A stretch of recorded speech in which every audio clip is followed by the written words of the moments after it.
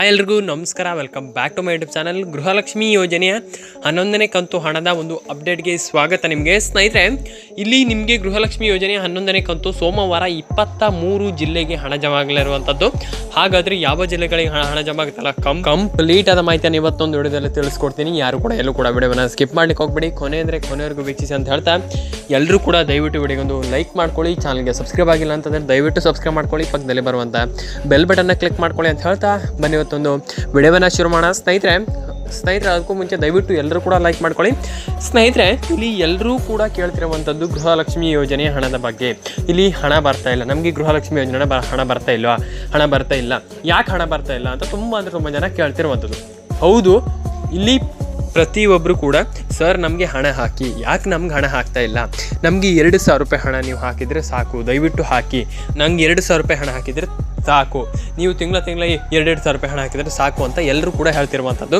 ದಯವಿಟ್ಟು ನಮಗೆ 2,000 ರೂಪಾಯಿ ಹಣ ನಮ್ಮ ಒಂದು ಬ್ಯಾಂಕ್ ಖಾತೆಗೆ ಜಮಾ ಮಾಡಿ ಅಂತ ಹೇಳ್ತಿರುವಂಥದ್ದು. ಹೌದು, ಇಲ್ಲಿ ಎಲ್ಲರೂ ಕೂಡ ಇದೇ ಒಂದು ಕ್ವಶನನ್ನು ಪ್ರತಿಯೊಬ್ಬರು ಕೂಡ ಕೇಳ್ತಿರುವಂಥದ್ದು. ಹಾಗಾಗಿ ನಾನು ನಿಮಗೆ ಇಲ್ಲಿ ಒಂದು ತಿಳಿಸ್ಕೊಡ್ತೀನಿ. ಇಲ್ಲಿ 2ನೇ ಹಂತದ ಒಂದು ಇಲ್ಲಿ ಇವಾಗ ಸರ್ಕಾರದಿಂದ ಹೊಸ ಮಾಹಿತಿ ಬಂದಿರುವಂಥದ್ದು. 2ನೇ ಹಂತದಲ್ಲಿ ಇವಾಗ ನಿಮಗೆ ಇಲ್ಲಿ ಖಂಡಿತವಾಗಿ ಎಲ್ರಿಗೂ ಕೂಡ ನಿಮ್ಗೆ ಹಣ ಬರುತ್ತೆ. ಅವ್ರಿಗೆ ಹಣ ಬರೋದಿಲ್ಲ, ಇವ್ರಿಗೆ ಹಣ ಬರೋದಿಲ್ಲ, ಆ ರೀತಿ ಏನೂ ಇಲ್ಲ. ಆದರೆ ಇಲ್ಲಿ 2ನೇ ಹಂತದಲ್ಲಿ ಇವಾಗ ನಿಮಗೆ ಇಲ್ಲಿ ಗೃಹಲಕ್ಷ್ಮಿ ಯೋಜನೆ ಹಣ ಜಮಾ ಆಗಲಿರುವಂಥದ್ದು. ಯಾಕಪ್ಪ ಅಂತಂದರೆ ಇಲ್ಲಿ ಎಲ್ಲರೂ ಕೂಡ ಕೇಳ್ತಿರುವಂಥ ಕ್ವಶನ್ ಏನಪ್ಪ ಅಂತಂದರೆ, ಇಲ್ಲಿ ನಮ್ಗೆ ಹಣ ಬರ್ತಾ ಇಲ್ಲ ಅಂತ. ಹಾಗಾಗಿ ಇಲ್ಲಿ ಸರ್ಕಾರದವರು ಹೊಸ ಮಾಹಿತಿಯನ್ನು ಇವಾಗ ಪ್ರೆಸೆಂಟಾಗಿ ಕೊಟ್ಟಿರುವಂಥದ್ದು. ಏನಪ್ಪ ಅಂತಂದರೆ, ಇಲ್ಲಿ 2ನೇ ಹಂತದಲ್ಲಿ ಗೃಹಲಕ್ಷ್ಮಿ ಯೋಜನೆಯ ಹಣ ಇಲ್ಲಿ ಜಮಾ ಆಗಲಿರುವಂಥದ್ದು. ಇದೊಂದು ಭರ್ಜರಿ ಗುಡ್ ನ್ಯೂಸ್ ಅಂತಲೇ ಹೇಳ್ಬೋದು. ಹಾಗಾಗಿ ಇಲ್ಲಿ 2ನೇ ಹಂತದಲ್ಲಿ ಗೃಹಲಕ್ಷ್ಮಿ ಯೋಜನೆಯ ಫಲಾನುಭವಿಗಳಿಗೆ ಇದೊಂದು ಭರ್ಜರಿ ಗುಡ್ ನ್ಯೂಸ್ ಅಂತ ಹೇಳ್ಬೋದು. ಹಾಗಾಗಿ ಇಲ್ಲಿ 2ನೇ ಹಂತದಲ್ಲಿ ಇವಾಗ ನಿಮಗೆ ಹಣ ಅನ್ನುವಂಥದ್ದು ಜಮಾ ಆಗಲಿರುವಂಥದ್ದು. ಸ್ನೇಹಿತರೆ ಮತ್ತೆ ಹಾಗಾದರೆ ನೀವು ಈ ಹಣವನ್ನು ಹೇಗೆ ಪಡ್ಕೊಳ್ಳುವಂಥದ್ದು? ಗೃಹಲಕ್ಷ್ಮಿ ಯೋಜನೆಗೆ ನೀವು ಫಲಾನುಭವಿಗಳಾಗಿದ್ದೀರಾ, ಹೌದು. ಆದರೆ ಅದರ ಒಂದು ಹಣವನ್ನು ಹೇಗೆ ಪಡ್ಕೊಳ್ಳುವಂಥದ್ದು? ಖಂಡಿತವಾಗ್ಲೂ ನೀವು ಈ ಹಣವನ್ನು ಪಡ್ಕೊಳ್ಬೋದು. ಆದರೆ ನೀವು ಇಲ್ಲಿ ಖಂಡಿತವಾಗ್ಲೂ ಎಲ್ಲರೂ ಕೂಡ ನಾನು ಹೇಳುವಂಥ ಟ್ರಿಕ್ಸನ್ನು ಫಾಲೋ ಮಾಡ್ಕೊಳ್ಳಿ. ಎಲ್ಲರೂ ಕೂಡ ಖಂಡಿತವಾಗಿಯೂ ಹಣವನ್ನು ಪಡ್ಕೊಳ್ಬೋದು. ಅವ್ರಿಗೆ ಹಣ ಪಡ್ಕೊಳ್ಳಿಕ್ಕಾಗಲ್ಲ, ಇವ್ರಿಗೆ ಹಣ ಪಡ್ಕೊಳ್ಳಿಕ್ಕಾಗಲ್ಲ, ಆ ರೀತಿ ಏನೂ ಇಲ್ಲ. ಎಲ್ಲರೂ ಕೂಡ ಪ್ರತಿಯೊಬ್ಬರು ಕೂಡ ನೀವು ಇಲ್ಲಿ ಹಣವನ್ನು ಪಡ್ಕೊಳ್ಬೋದು. ಹಾಗಾಗಿ ನಿಮ್ಗೆ ಎಲ್ರಿಗೂ ಕೂಡ ನಾನು ನಿಮಗೆ ತಿಳಿಸ್ಕೊಡೋದು ಏನಪ್ಪ ಅಂತಂದರೆ, ಇಲ್ಲಿ ಖಂಡಿತವಾಗಿ ಎಲ್ಲರೂ ಕೂಡ ನೀವು ಇಲ್ಲಿ ಹಣವನ್ನು ಪಡ್ಕೊಳ್ಬಹುದು. ಖಂಡಿತವಾಗ್ಲೂ ನೀವು ಇಲ್ಲಿ ಏನು ಕೂಡ ಹೊರೆಯನ್ನು ಮಾಡ್ಕೊಬೇಡಿ. ಇಲ್ಲಿ ಸಿದ್ದರಾಮಯ್ಯನವರೇ ಹೇಳಿರೋ ಪ್ರಕಾರ ಇಲ್ಲಿ ಪ್ರತಿಯೊಬ್ಬರಿಗೂ ಕೂಡ ನಾನು ನಿಮಗೆ ತಿಳಿಸ್ಕೊಡ್ತೀನಿ. ಏನಪ್ಪ ಅಂತಂದರೆ, ಇಲ್ಲಿ ಪ್ರತಿಯೊಬ್ಬರಿಗೂ ಕೂಡ ನೀವು ಇಲ್ಲಿ ಖಂಡಿತವಾಗಿ ಎಲ್ಲರೂ ಕೂಡ ಅವ್ರಿಗೆ ಹಣ ಬರೋದಿಲ್ಲ, ಇವ್ರಿಗೆ ಹಣ ಬರೋದಿಲ್ಲ, ಆ ರೀತಿ ಏನೂ ಇಲ್ಲ. ಎಲ್ಲರೂ ಕೂಡ ಪ್ರತಿಯೊಬ್ಬರು ಕೂಡ ನೀವಿಲ್ಲಿ ಖಂಡಿತವಾಗಿ ನೀವು ಇಲ್ಲಿ ಹಣವನ್ನು ಪಡ್ಕೊಳ್ಬಹುದು. ಸ್ನೇಹಿತರೆ, ಯಾರು ಕೂಡ ಎಲ್ಲೂ ಕೂಡ ಹೊರೆಯನ್ನು ಮಾಡ್ಲಿಕ್ಕೆ ಹೋಗಬೇಡಿ. ಖಂಡಿತವಾಗಿ ಎಲ್ರಿಗೂ ಕೂಡ ನಿಮ್ಗೆ ಇಲ್ಲಿ ಹಣ ಬರುತ್ತೆ. ಇಲ್ಲಿ ಇವಾಗ 1ನೇ ಹಂತದಲ್ಲಿ ಹಣವನ್ನು ಹಾಕಿ ಆಗಿರುವಂಥದ್ದು. 2ನೇ ಹಂತದಲ್ಲಿ ಇವಾಗ ನಿಮಗೆ ಇಲ್ಲಿ ಸರ್ಕಾರದಿಂದ ಅಂತಂದರೆ ಸಿದ್ದರಾಮಯ್ಯರವರು ಇವಾಗ ಹೊಸ ಮಾಹಿತಿ ಕೊಟ್ಟಿರುವಂಥದ್ದು. ಇಲ್ಲಿ 2ನೇ ಹಂತದಲ್ಲಿ ಹಣವನ್ನು ಬಿಡುಗಡೆ ಮಾಡಲಾಗ್ತಾ ಇರುವಂಥದ್ದು. ಇದೊಂದು ಭರ್ಜರಿ ಗುಡ್ ನ್ಯೂಸ್ ಅಂತ ಹೇಳ್ಬೋದು. ಇಲ್ಲಿ ಎಲ್ರಿಗೂ ಕೂಡ ಇಲ್ಲಿ ಹಣ ಜಮಾ ಆಗುವಂಥದ್ದು. ಏನು ಕೂಡ ಹೊರೆಯನ್ನು ಮಾಡ್ಕೊಬೇಡಿ. ಎಲ್ರಿಗೂ ಕೂಡ ಇಲ್ಲಿ ನಿಮ್ಗೆ ಹಣ ಜಮಾ ಆಗುತ್ತೆ. ಅವ್ರಿಗೆ ಹಣ ಜಮಾ ಆಗೋದಿಲ್ಲ, ಇವ್ರಿಗೆ ಹಣ ಜಮಾ ಆಗೋದಿಲ್ಲ, ಆ ರೀತಿ ಏನೂ ಇಲ್ಲ. ಯಾರೆಲ್ಲ ಫಲಾನುಭವಿಗಳಿದ್ದೀರಾ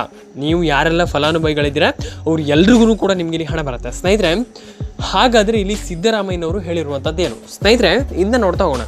ಸ್ನೇಹಿತರೆ, ಇಲ್ಲಿ ನಾನು ನಿಮಗೆ ಮೊದಲಿಗೆ ತಿಳಿಸ್ಕೊಡ್ತೀನಿ ಸಿದ್ದರಾಮಯ್ಯನವರು ಏನು ಹೇಳಿದರು ಅಂತ. ಅವರು ಮೇಯ್ನಾಗಿ ಫಸ್ಟಿಗೆ ತಿಳಿಸ್ಕೊಟ್ಟಿದ್ದೇನಪ್ಪ ಅಂತಂದರೆ, ಇಲ್ಲಿ ನಿಮಗೆ 11ನೇ ಕಂತು ಮತ್ತು ಇಲ್ಲಿ 12ನೇ ಕಂತಿನ ಹಣ ಬರಬೇಕಾಗಿದೆ. ಮತ್ತು 10ನೇ ಕಂತಿನ ಹಣ ಕೆಲವರಿಗೆ ಅಂತಂದರೆ 90% ಜನರಿಗೆ ಬಂದಿದೆ, 10% ಜನರಿಗೆ ಆ ಹಣನ ಕೂಡ ಬಂದಿದೆ. ಒಟ್ಟು ನಿಮಗೆ ಇಲ್ಲಿ 2ರಿಂದ 3 ಕಂತಿನ ಹಣ ಬರಬೇಕಿದೆ. ಅಂತಂದರೆ ಮ್ಯಾಕ್ಸಿಮಮ್ ಅಂತಂದರೆ 2 ಕಂತಿನ ಹಣ ಬರಬೇಕಾಗಿದೆ. ಎಲ್ಲೋ ಒಂದು ಸ್ವಲ್ಪ 3 ಕಂತಿನ ಹಣ ಬರಬೇಕಾಗಿದೆ ಕೆಲವರಿಗೆ. ಆದರೆ ಅದನ್ನು ನಾವು ಹಾಕ್ತೀವಿ. ಗೃಹಲಕ್ಷ್ಮಿ ಯೋಜನೆಯಿಂದ ಎಲ್ರಿಗೂ ಕೂಡ ಹಣ ಬರುತ್ತೆ. ಏನು ಕೂಡ ಹೊರೆಯನ್ನು ಮಾಡ್ಕೊಳ್ಳಿಕ್ಕೆ ಹೋಗಬೇಡಿ. ದಯವಿಟ್ಟು ಎಲ್ರಿಗೂ ನಾನು ರಿಕ್ವೆಸ್ಟ್ ಮಾಡ್ತೀನಿ, ಖಂಡಿತವಾಗ್ಲೂ ಹಣ ಬರುತ್ತೆ ಅಂತ ಹೇಳಿರುವಂಥದ್ದು ಸಿದ್ದರಾಮಯ್ಯನವರು. ಖಂಡಿತವಾಗ್ಲೂ ಈ ಬಾರಿ ಹಾಕ್ತೀವಿ.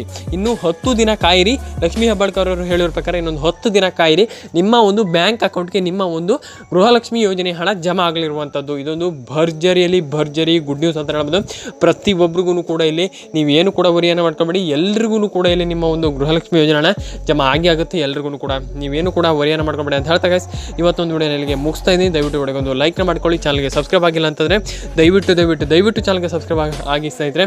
ದಯವಿಟ್ಟು ವಿಡಿಯೋಗೆ ಒಂದು ಲೈಕ್ನ ಮಾಡ್ಕೊಳ್ಳಿ ಸ್ನೇಹಿತರೆ. ಇಲ್ಲಿ ಎಲ್ಲರೂ ಕೂಡ ಕೇಳ್ತಿರುವಂಥ ಕ್ವಶನ್ ಏನಪ್ಪ ಅಂತಂದರೆ ನಮಗೆ ಯಾಕೆ ಹಣ ಹಾಕಿಲ್ಲ ನೀವು, ನಮಗೆ ಯಾಕೆ ಹಣ ಹಾಕಿಲ್ಲ? ಖಂಡಿತವಾಗ್ಲೂ ಎಲ್ರಿಗೂ ಹಣ ಹಾಕ್ತಾರೆ ಸ್ನೇಹಿತರೆ. ಏನು ಕೂಡ ವರಿಯನ್ನು ಮಾಡ್ಕೊಬೇಡಿ. ಖಂಡಿತವಾಗ್ಲೂ ನೀವು KYC ಮಾಡ್ಕೊಳ್ಳಿ, ಆಧಾರ್ ಕಾರ್ಡ್ ಸೆಟ್ಟಿಂಗನ್ನು ಮಾಡ್ಕೊಳ್ಳಿ, ಮತ್ತು ರೇಷನ್ ಕಾರ್ಡ್ ಮತ್ತು ಆಧಾರ್ ಕಾರ್ಡ್ ಅಪ್ಡೇಟನ್ನು ಮಾಡ್ಕೊಳ್ಳಿ. ಎಲ್ಲರೂ ಕೂಡ ನೀವು ಇಲ್ಲಿ ನಿಮ್ಮ ಒಂದು ಏನು ಖಂಡಿತವಾಗ್ಲೂ ನೀವು ಆ ಒಂದು ಸ್ಟೆಪ್ಸನ್ನು ಫಾಲೋ ಮಾಡಿದರೆ ನಿಮ್ಗೆ ಖಂಡಿತವಾಗ್ಲೂ ಹಣ ಬರುತ್ತೆ ಅಂತ ಹೇಳ್ತಾ ಇವತ್ತೊಂದು ವಿಡಿಯೋನ ಇಲ್ಲಿ ಮುಗಿಸ್ತಾ ಇದ್ದೀನಿ. ಸಿಗೋಣ ಮುಂದಿನ ವಿಡಿಯೋದಲ್ಲಿ ಸ್ನೇಹಿತರೆ. ಬಾಯ್.